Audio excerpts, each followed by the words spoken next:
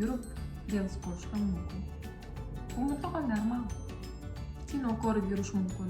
Ashula eshitib, kitob o'qib, vlog yuritaman, chunki menda vaqt bor. Qachonki yurayotganimda videolarni montaj qilishga, boshqa payt umuman telefonga yaqinlashim kelmaydi, ya'ni mashg'ulotlarga yaqinlashim kelmaydi.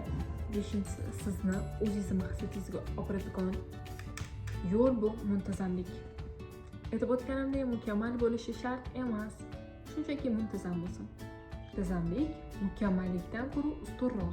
O'tgan narsalaringizni o'zingizning hayot tarzingizga kirita olishingiz, uzoq muddatgacha borishi uchun ana o'shandagina natijaga erishasiz.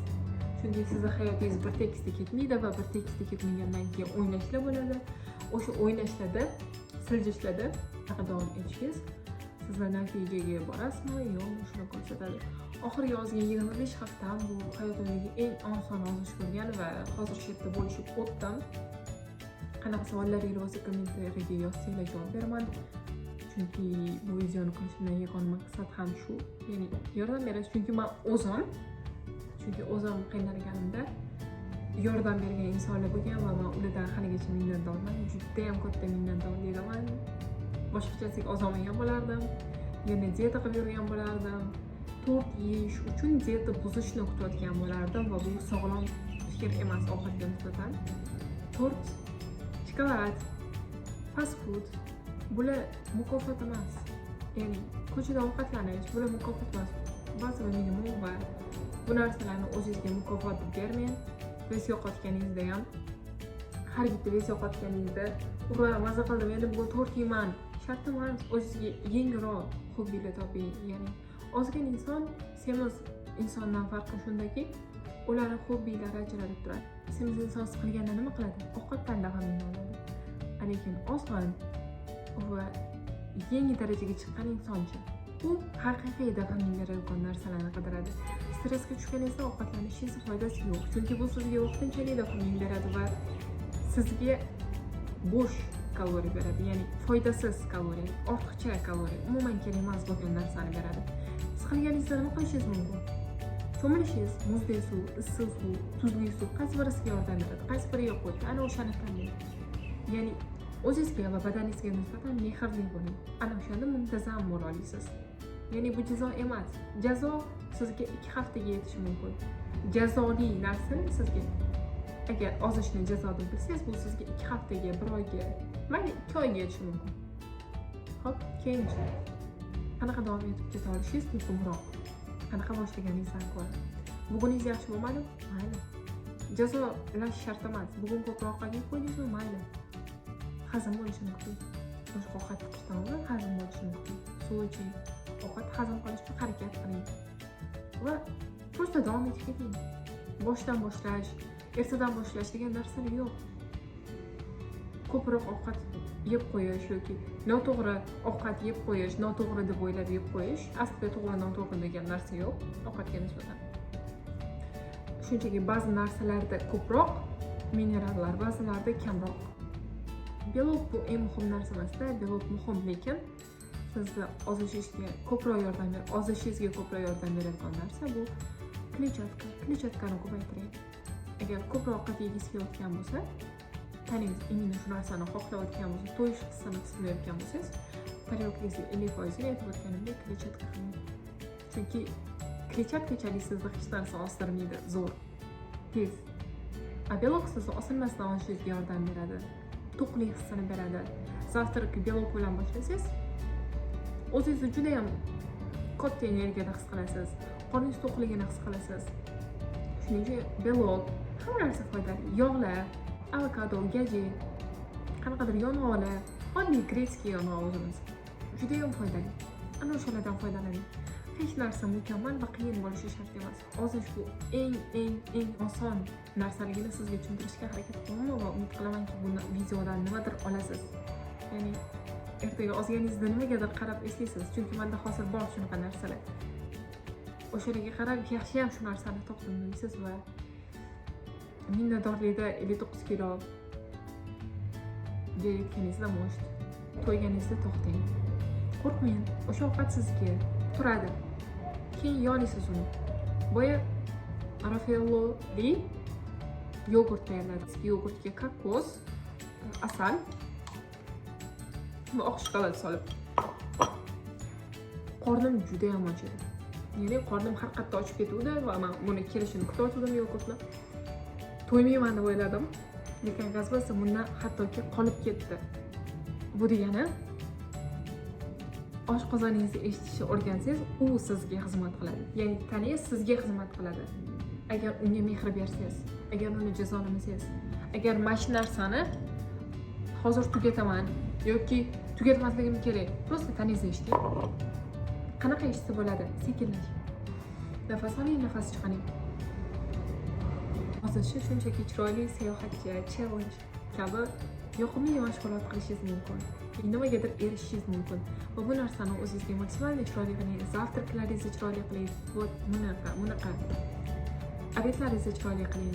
Sog'lomroq ovqatlanishga undaydigan yana bir narsa bu aynan sog'lom ovqatlarni chiroyli patacha qiling o'zingiz uchun. Ya'ni sizning ovqatingiz boshqalarni yog'li, g'alatiroq ovqatidan ko'ra chiroyliroq tursin. Bu yogurt hech kim yemaydi uyda. Hech kim yemaydi bu yogurtni. Ular uchun bu juda ham oddiy yoki juda ham shirin bo'lishi mumkin. Ya'ni ular bu narsani yoqtirmaydi. Lekin ulayotgan narsani men yoqtirmayman. Chunki meni ovqatim ularnikidan ko'ra chiroyliroq. Ovqatni o'zingizga chiroyli patacha qiling. Ya'ni boshqalarga ham agar kim bilandir o'tgan bo'lsangiz, umuman olganda ovqatingizni chiroyli patacha qiling. Ana o'shanda o'sha narsani yegingiz keladi, maza qilasiz va miyangizga dopamin yetib boradi. Men haqiqiy dopaminni ovqat yeyishdan emas, ovqatimni chiroyli qilishdan, ovqatimni, zavtrakimni, obetimni chiroyli patacha qilishdan boshlayman. Ya'ni o'sha narsa menga buni yeyishdan ko'ra ko'proq maza beradi. Yoki tortlarni, qanaqadir fast foodlarni men chiroyli patacha qila olmayman. Uni o'zi chiroyli emas-da. Va yana bir isbotni ko'rsatmoqchimanki, bu ya'ni 59 kilo deb yozilgan betga, o'sha uni rangi oqarib ketgan, oynam oldida quyosh tushadigan joyda turgan. Bu meni kartejelaniyaning bir qismi edi. Bu tushib ketgani uchun oynam oldiga yopishtirib qo'yganman. Va o'sha kartejelaniyani 9-yanvarda qilgan bo'lsam, bugungacha yopildi. Ya'ni kartejelaniya polniy yopildi va bu o'shaning bir qismi. 59 kilo.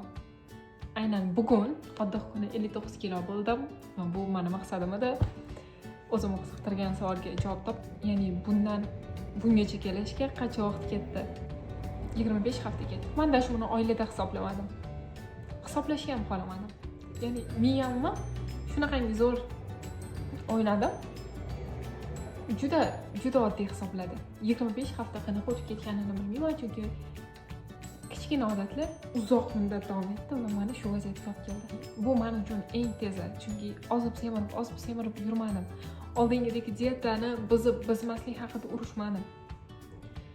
Bu eng sog'lom, eng tez, eng samarali, eng zo'r ozish bo'ldi va shu oxirgi 25 hafta mana shu tepadagi 5 ta qoidalardan keyin ishoning, o'zingizga ruxsat berib oling. Hech qaysi ovqat sizni semiz qilmaydi. Chunki siz u ovqatlarni har kuni yemaysiz. Va kanalimning linkini qo'ldiraman, o'sha yerga qo'shilsangiz, nimaga o'sha ovqatlarni har kuni yemasligingizga sizga praktikalar beraman. Menga yordam bergan praktikalar bu yerda ularni tushuntirish qiyinroq, chunki ularni yozib va rasmlarni ishlab qilish kerak.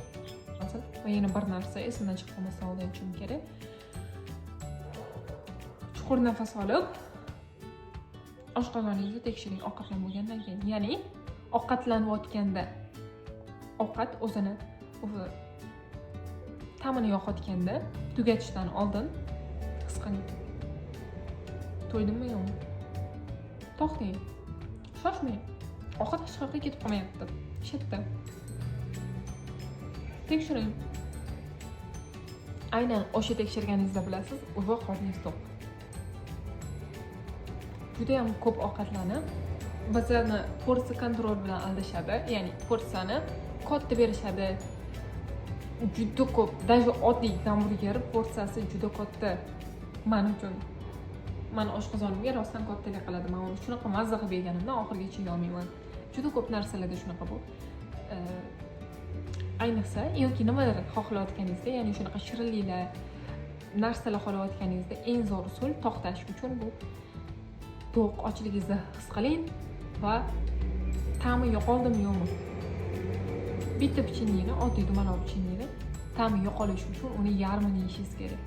Bu narsalarni o'zimda sinab ko'rganimcha aytyapman va bu sinagan narsalarimni men kitoblardan, praktikalardan, ya'ni bu narsa haqida ingliz tilida o'rganganman va ingliz tilini bilmaydiganlar ko'p.